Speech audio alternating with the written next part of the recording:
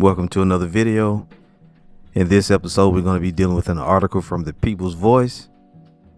All praise to Yahweh, Bahashem, Yahweh Shai, double honor to the apostles and the elders of Great Millstone. This video is going to be entitled King Charles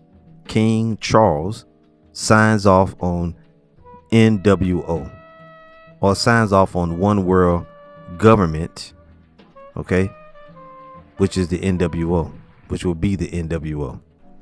Anyway, here's the article from the People's Voice. This article has been fact-checked by the People's Voice community, and it reads: King Charles signs WEF treaty authorizing one world government. Then also media blackout. The media is not reporting on this. So this is, kind of what we've been waiting on. Great news, at the beginning of the year of this world's so-called year. All right, very exciting news. King Charles, the king of Edom. All right, he's the figurehead and the king of this whole empire of Esau, Edom. And that's great news. Okay, great news that they're getting ready to move. They're moving forward with their one world government. So let's read a little bit of this. Now, the WEF stands for World Economic Forum, which you see the likes of this guy here, Klaus Schwab. And these are just the elites of Edom making moves as normal, or as expected, as prophesied in the Holy Bible.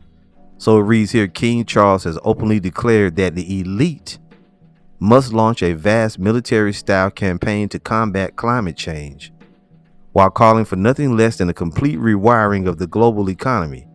He has even suggested that the traditional farming practices and the livelihoods of countless farmers should be sacrificed in the name of sustainability. So what you see him being quoted here as sovereignty must be eliminated. So what they're attempting to do is just bring everybody together under the umbrella of one world government, which is in fact the NWO.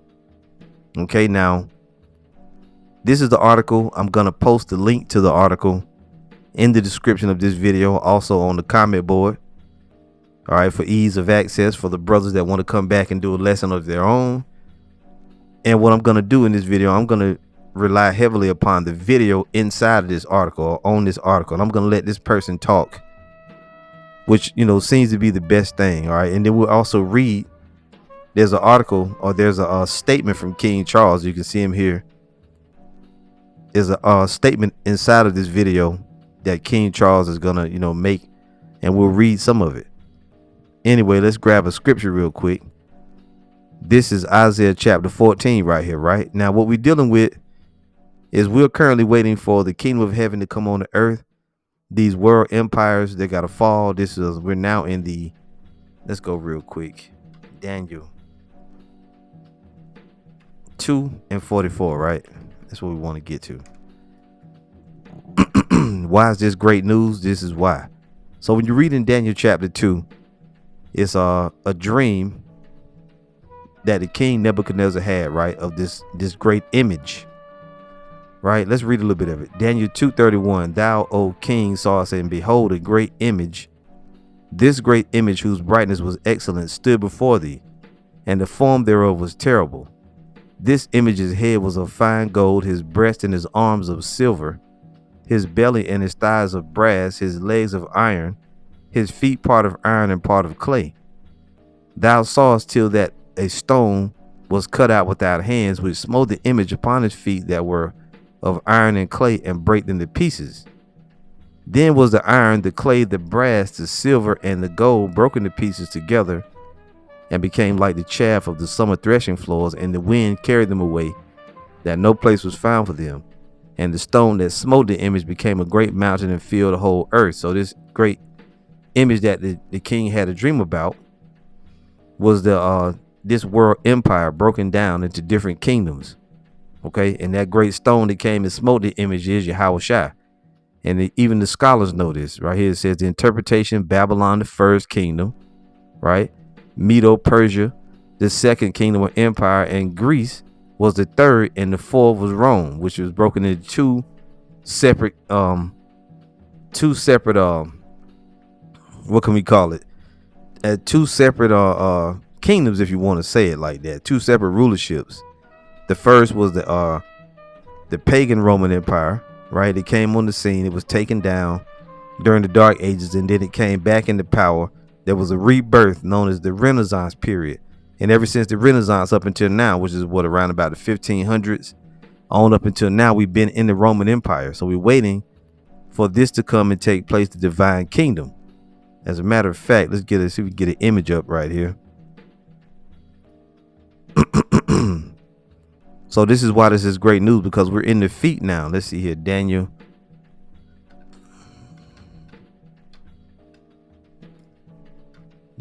image. Daniel's image statue. And there's a really good one that if Lord willing we see it. Here it is right here. There's a really good one that we sometimes we get. It says the Anglo. Yeah, this is pretty good right here, but there's a better one. And usually I just click right on it, man. Damn. Let's see here. No. Okay, in any event, I'm not going to spend a lot of time. And this is a good one too. If you notice this right here, it says the head, Babylon, right? Which is gold. The breast and arms of silver, the Medes and the Persians. Then the belly and thighs of brass is Greece. Then the feet, iron and clay, the beast, the new world order, right? You see it right down here. Then the stone is the son of the Most High, which is Yahweh Shai. Even if you see over here, it says new world order, right? Which is great. That's a great thing there.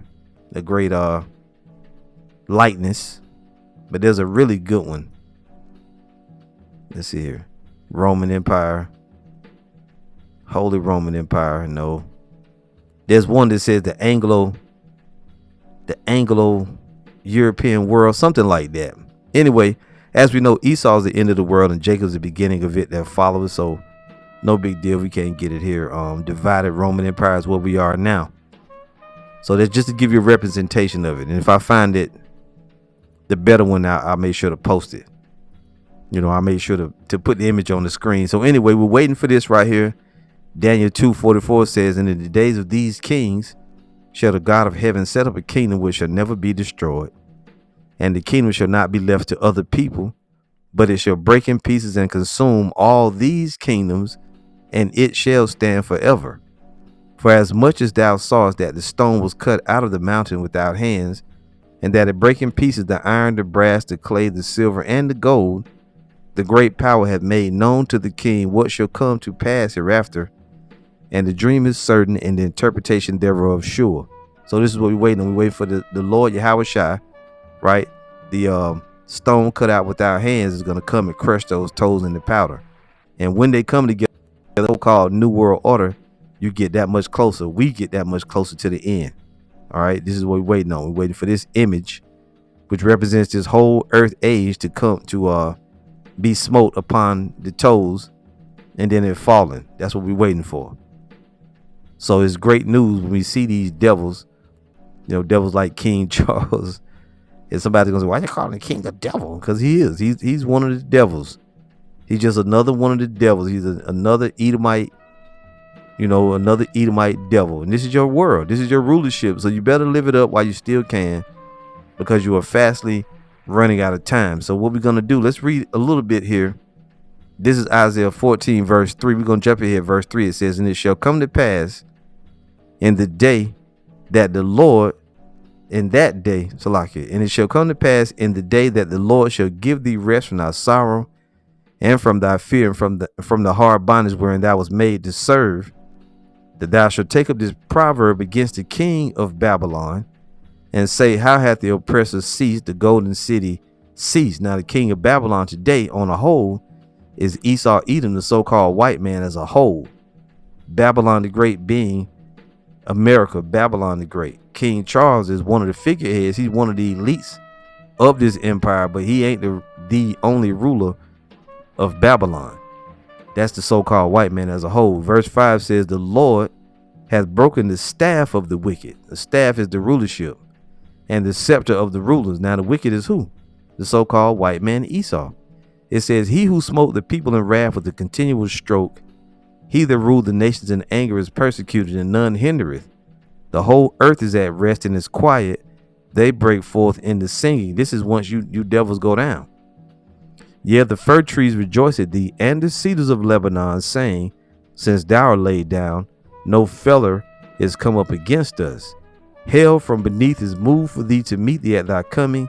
It stirreth the dead for thee, even all the chief ones of the earth. It hath raised up from their thrones all the kings of the nations. All they shall speak and say unto thee, art thou also become weak as we? Art thou become like unto us? Thy pomp is brought down to the grave, and the noise of thy vials. The worm is spread under thee, and the worms cover thee. And that the worms represent here the corrosion, the confusion that you're going to come to. You're going to come down. Your empire is going to be brought down. Now, like I said, the king is not the ultimate ruler of Babylon the Great, but he is a figurehead. He's one of the elites, you see. And the so-called white man, from Babylon the Great and all these, really the elites, the Rothschilds and all them different people, even this guy, this guy Klaus Schwab, he's really like an underling. The king is one of the elites, of course, but you also have the Rothschilds and the rest of them too. Okay. All together, they make up the elites of Edom or Lucifer, as we're about to read about. Verse 12, how art thou fallen from heaven, O Lucifer, son of the morning? How art thou cut down to the ground, which didst weaken the nations? And who is Lucifer? Lucifer is the upper echelon of the Edomites, or the elite ruling class, right? Which is these people that you see. Now, the king, he's a figurehead. He's the face of it, part of it. These people you see out front, but there are people that are higher up that rule quietly behind them. The ones with all the money, the Rothschilds, the real power, Anyway, it goes on. So this is who Lucifer is. Lucifer is not the spiritual demon Satan, okay? The spiritual demon Satan is who empowers them through the left hand, which is also the Heavenly Father's left hand is the spiritual demon Satan. All right, he uses these people on the earth to do his bidding, which are the Edomites, the physical counterparts of the spiritual demon Satan. Anyway, for thou hast said in thine heart, I will ascend into heaven, rulership. I will exalt my throne above the stars of the Most High, which are the Israelites. And what have they been doing? They've been ruling over the Israelites and over the whole earth. And they're about to be brought down. So that's really what this chapter is going into. You may read a little more of it, but we're going to stop right there. Let's go to the article, play a little bit of it, and get into it here. I did a little more reading than I wanted to. So let's listen in and see what we hear. King Charles has openly declared that the elites must launch a vast military-style campaign to combat climate change, while calling for nothing less than a complete rewiring of the global economy. He has even suggested that traditional farming practices and the livelihoods of And hold on here while I bring the give a little bit better resolution here. So let's continue. Countless farmers should be sacrificed in the name of sustainability. But it doesn't stop there. Charles has a deeply troubling history of associating with questionable figures, including his well-documented relationships with Jimmy Savile and Lord Mountbatten, both of whom were later exposed as predatory paedophiles of the worst kind. And yet, Charles's supporters continue to bend over backwards to defend the indefensible. Now, the king has gone even further.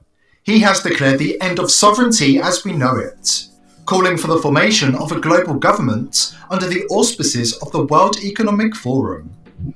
If you look back here, what do you see? King Charles, right? Look at it, how red he looks. This pillow over here is fuchsia or pink. He's about the same damn colors. He's actually redder than that pillow. King of Edom. Good luck defending him this time. Before we dive in, join the People's Voice Locals community if you haven't already, and sign up to become a member of the world's first ever cyber nation that truly believes in life, liberty, and the pursuit of your dreams. Visit joson.com and click the Join Us button today. It's completely free. At precisely 2:46 a.m. on December the 25th, an extraordinary message appeared on the official royal family website.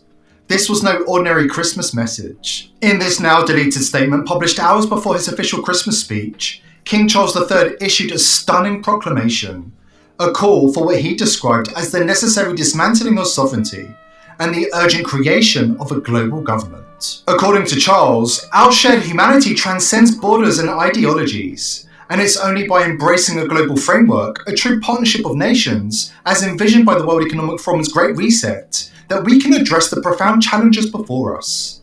The time has come to face an undeniable truth. The concept of absolute sovereignty, as we have long understood it, must evolve. Indeed, it must be dismantled for the good of humankind.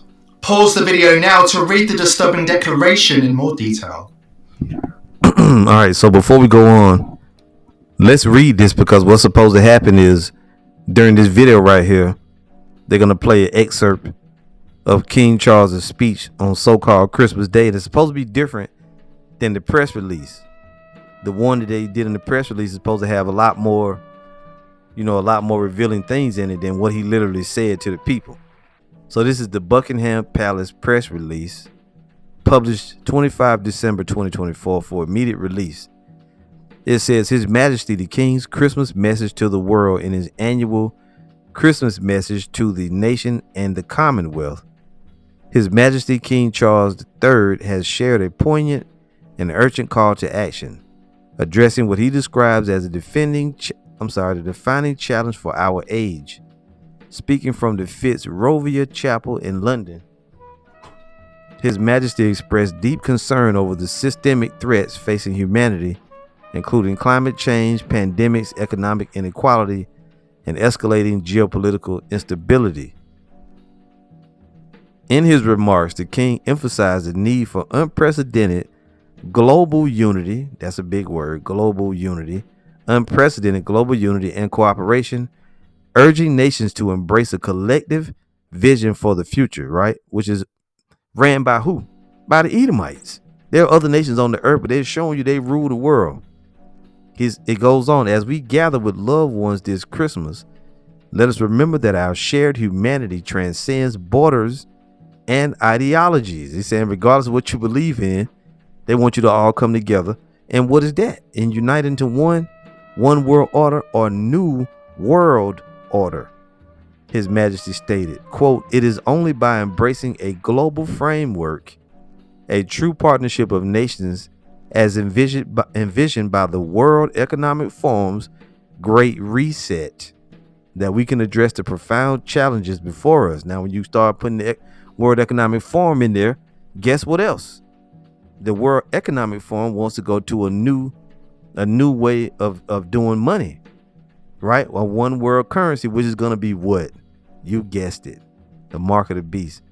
Going on, it says, the time has come to face an undeniable truth.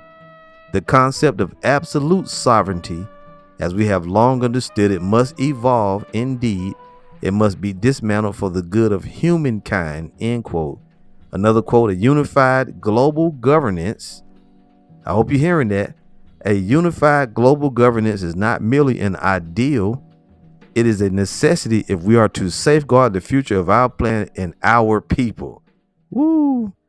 The time for half measures has passed.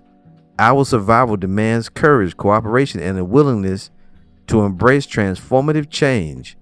If we do not act decisively, we risk a future marked by fragmentation, instability, and despair. The palace has also announced that the king will host a global forum in early 2025, convening leaders, thinkers, and innovators to discuss the practical implementation of this shared vision. And that's pretty much the end. So, trying to bring them all together. Let's get back to the video, and we'll bring out some scriptures and let's listen in a little bit. So this is going to be quite different than the message, the physical message that the king delivered. But let's listen in. Within hours, the message was wiped from the site without any explanation, leaving only fragments behind, screenshots captured by quick-thinking internet users who have since shared them far and wide. What was this about? Why would Charles advocate for something so controversial, and why was the press release so swiftly buried? Hours later, when Charles arrived at the Fitzrovia Chapel in London to deliver his Christmas speech, the world was presented with a watered-down version of his call for a one-world government and globalist techno-communism. See, so they're telling you that he delivered a more watered-down version, right? Let's hear that again, what he said, a little bit. Let's go back about 10 seconds here, if we can. the Fitzrovia Chapel in London to deliver his Christmas speech, the world was presented with a watered-down version of his call for a one-world government and globalist techno-communism. Do to others as you would have them do to you. Such values are universal, drawing together our Abrahamic family of religions and other belief systems across the Commonwealth and wider world. Now, he just said a mouthful. He said the Abrahamic religions and other beliefs. That don't sound like nothing that, they pass themselves off as being these God-fearing people. But though, and he mentioned the Abrahamic religions because they're trying to key in, to the fact that they think that they're the Israelites. That Anglo, what's that shit called? The Celto-Saxon doctrine. Those of you that know about that, these devils literally believe that they're the descendants of the Israelites, which they're not. They remind us to imagine ourselves in the shoes of our neighbors and to seek their good as we would our own. So, on this Christmas Day, my heart and my thanks go to all who are serving one another, all who are caring for our common home, and all who see and seek the good of others, not least the friend we do not yet know. Quoting from the Gospels to promote the World Economic Forum's dystopian agenda may be disingenuous, but those deleted screenshots tell a very different story. Did King Charles lose his nerve? Did he back away from a full-throated call for a global government at the last minute? Or is there something more behind this sudden about-face? The statement called for the necessary dismantling of sovereignty and urged the formation of a global government to combat what the king described as systematic threats to humanity. These remarks, disturbingly aligned with the World Economic Forum's Great Reset agenda, raise serious concerns about the future of national independence and individual freedoms. But should we be surprised? Charles has previously called for the elite to adopt a war footing and unleash a vast military-style campaign to coerce humanity into submitting to their agenda. At this late stage, I can see no other way forward but to call for a Marshall-like plan for nature, people, and planet. With the planetary emergency so critical, with the permafrost melting in Siberia, for instance, producing dire effects on global warming, and with the Pantanal in Brazil being consumed by unprecedented numbers of fires, we can no longer go on like this, as if there was no tomorrow and no ultimate reckoning for our abuse of nature. So, what do we do? Well, that's heavy that he said that. He said, let's go back and look at that, because I got a scripture for it. He said you can't go on as if there's no...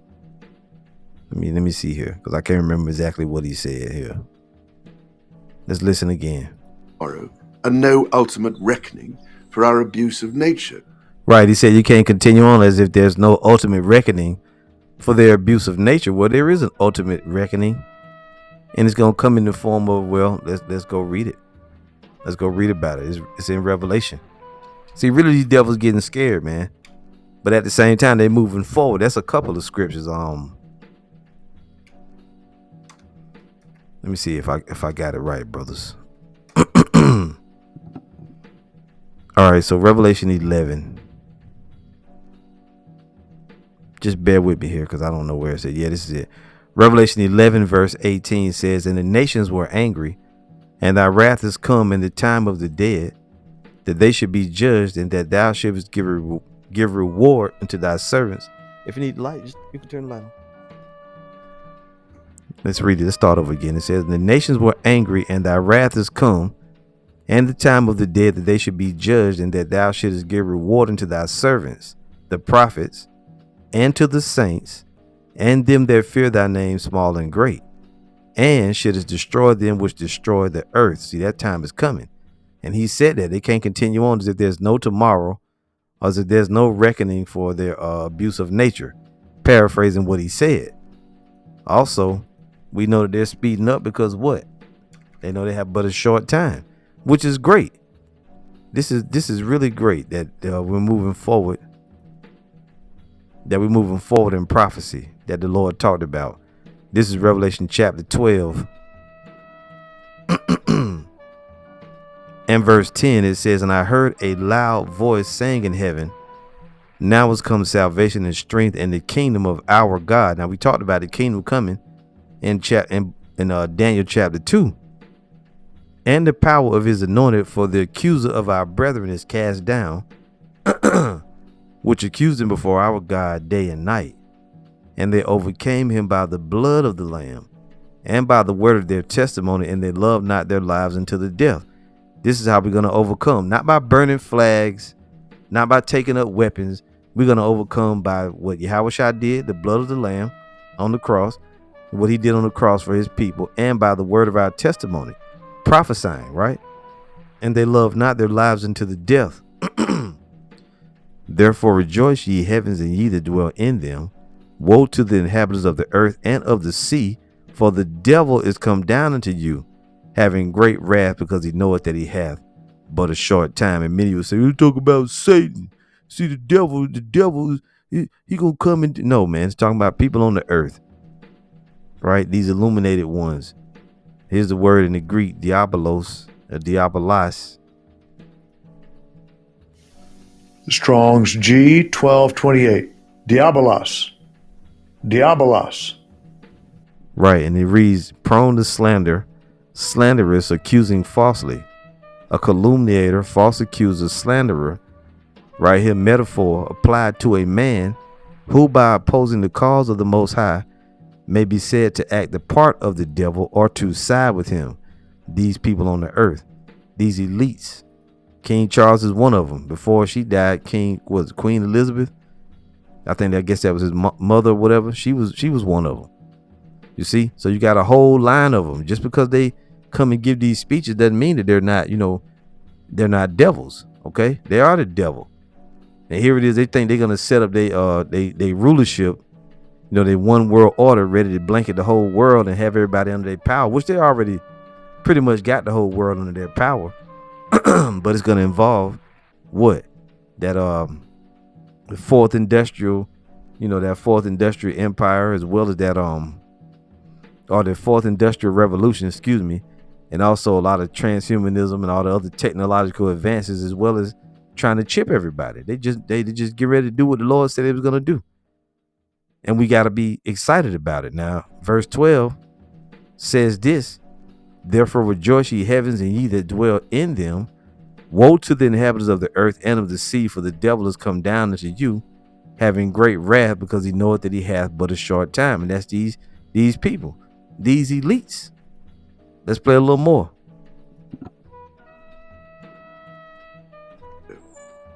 So, what do we do? Without doubt, we must now put ourselves on a warlike footing, approaching our action from the perspective of a military-style campaign. That way, working together, we can combat this most grave and urgent challenge. If we have the resolve to shift our trajectory, we must start now by bringing forward our net zero target. As Charles endorses military campaigns to crush individual liberty and enforce the will of the global elite, his denunciation of sovereignty is especially chilling. Sovereignty, the right of nations to govern themselves, is a cornerstone of Western civilization. For a monarch who represents national identity and heritage, to call for its erosion is both ironic and alarming. It challenges the very principles upon which modern nations are built. Does this signal the monarch aligning with the globalist elites, prioritizing centralized control over the will of individual nations? The current pandemic has brought unimaginable devastation to people's lives, livelihoods, and national economies. At the same time, the green recovery represents an unprecedented opportunity to rethink and reset the ways in which we live and do business. Now, I've long believed that we need a shift in our economic model that places nature and the world's transition to net zero at the heart of how we operate, prioritizing the pursuit of sustainable, inclusive growth in the decades to come. Having been championing climate action now for the last, 40 years, I can tell you that this isn't a fight for the faint-hearted. By leveraging market forces and the immense resources of the private sector, there is hope that we can transform the situation. But I'm afraid we are literally at the last hour, and there is real urgency for action. We know now what we have to do to rescue the situation, rather than going on talking about it. According to Charles, the time for action has come. It's time for military-style campaigns, for sweeping measures that silence opposition. It's time to crush dissent and end the pretense of democracy in the West. It's time to abandon the values of freedom and accountability in favour of centralised control. No wonder Charles was the man to introduce the Great Reset to humanity, the WF agenda that calls for a complete overhaul of economies and societies in line with the chilling goals of the globalist elite. We need nothing short of a paradigm shift, one that inspires action at revolutionary levels and pace. We simply cannot waste any more time. The only limit is our willingness to act.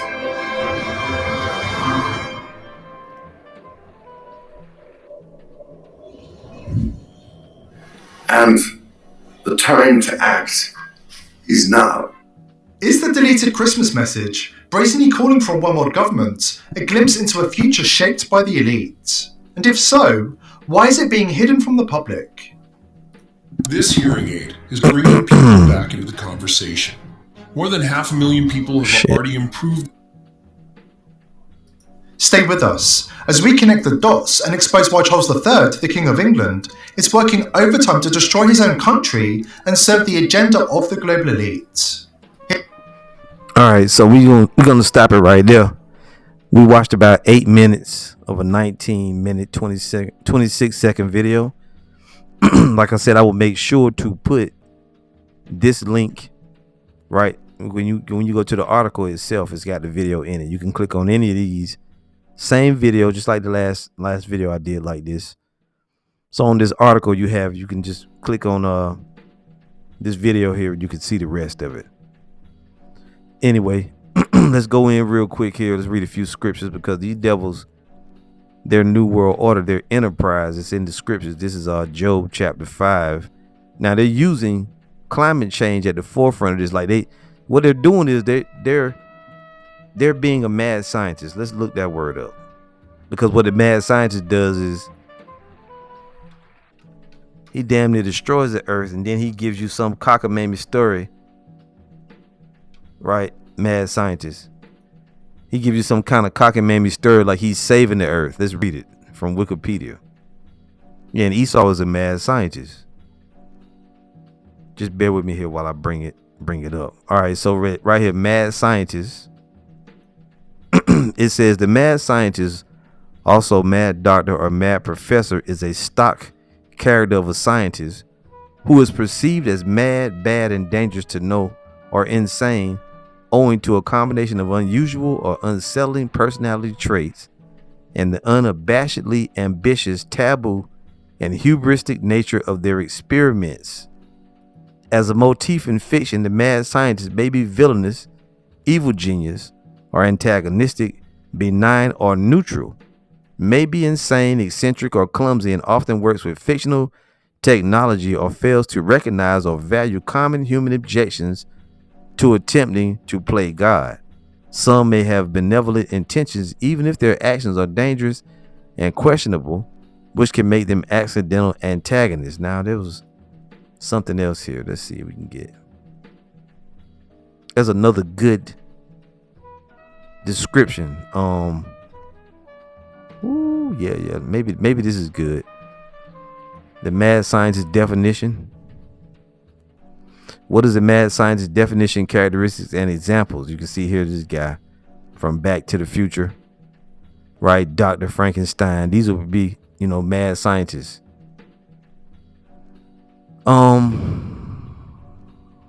It says a quick mad scientist definition. What is a mad scientist? A mad scientist is a stock character. No, we read that, right? Oh, you know what? A mad scientist is a stock character who is an unkempt, unwieldy, and insane scientist with dubious morals and hygiene, and generally apathetic towards others. They often conduct scientific experiments that are outside what's accepted, resulting in abominations, disasters, or just plain weird results. Is that not this devil? Overwhelmingly white and male, often with a white lab coat, the evil scientist is usually a villainous character, but they can also be portrayed as neutral and or friends of the hero. See? And there was something where it talked about them coming up with schemes where they're going to save the world. And I guess that's good enough. But these Edomites, they are the mad scientist character. They think they're going to save the world, but they was the one that put the world in danger.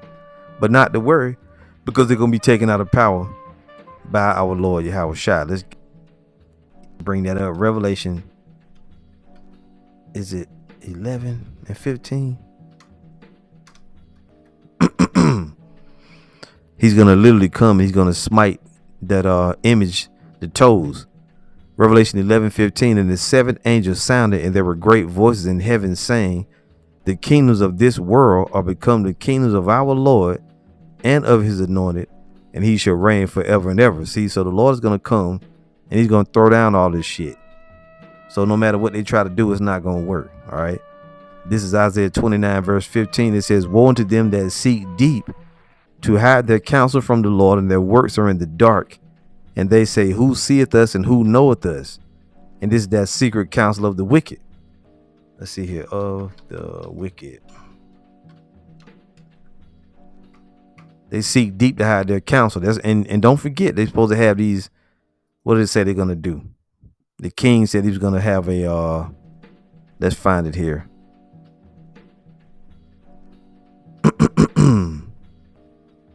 He's going to have a global government, right, under the auspices of the World Economic Forum. Early in the year, they're supposed to have some kind of gathering. I'm trying to find it here, reading through real quick. Anyway, they're going to have a gathering of all these different elites early in this year, as they talked about. Yeah, I don't see it now. I'm not going to waste the time to look for it further. Yeah, I'm not going to look for it further. Let's read these scripts that we was going to read. Man, Job talked about the wicked a lot. This is Psalms 64 and verse 2. And it says, hide me from the secret counsel of the wicked, from the insurrection of the workers of iniquity. This is a psalm of King David. The secret counsel of the wicked are these elites, them World Economic Forums, them G20 summits and all of that. It says, who wet their tongue like a sword and bend their bows to shoot their arrows, even bitter words. Now the wicked is Esau, Edom, the so-called white man. It says that they may shoot in secret at the perfect. Suddenly do they shoot at him and fear not. They encourage themselves in the evil matter. They commune of laying snares privately. Behind the scenes, they're laying traps. In secret, they say, who shall see them? They search out iniquities. They accomplish a diligent search. Both the inward thought of every one of them and the heart is deep. But the Most High shall shoot at them with an arrow. Suddenly shall they be wounded. So they shall make their own tongue fall upon themselves.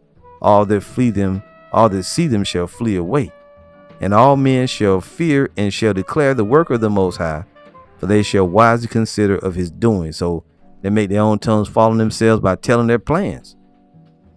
You see, just as King Charles did. But what did he do? He retracted that first message. They buried it, and then he gave another cuddly message to the masses.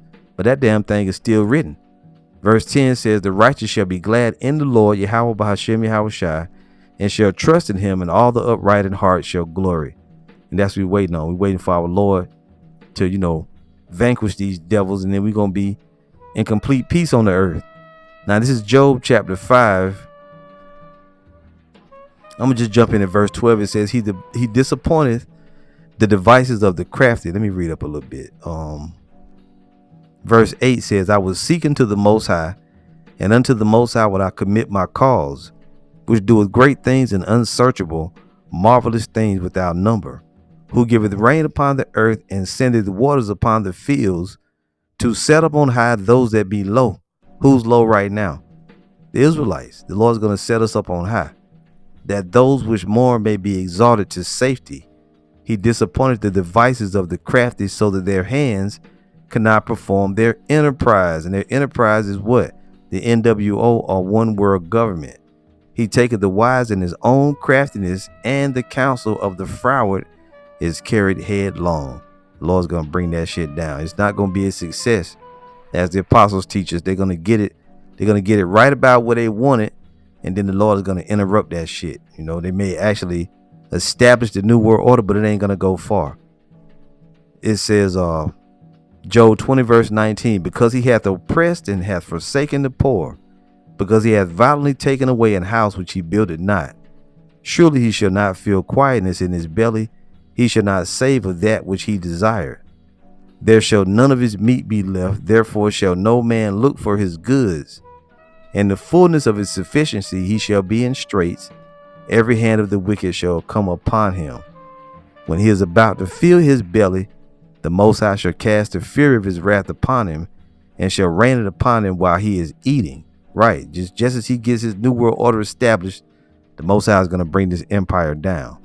Okay, let's get real quick, and we're going to end it on this, Lord willing. We're going to go to 2nd Esdras, just so you know. And brothers out there already know this, but you know, for you new people, or for you scoffing ass, punk ass Christians that watch it, think you know some shit, you will sit there and deny and say you ain't the Edomites, but the Edomites rule the world, and you rule the world.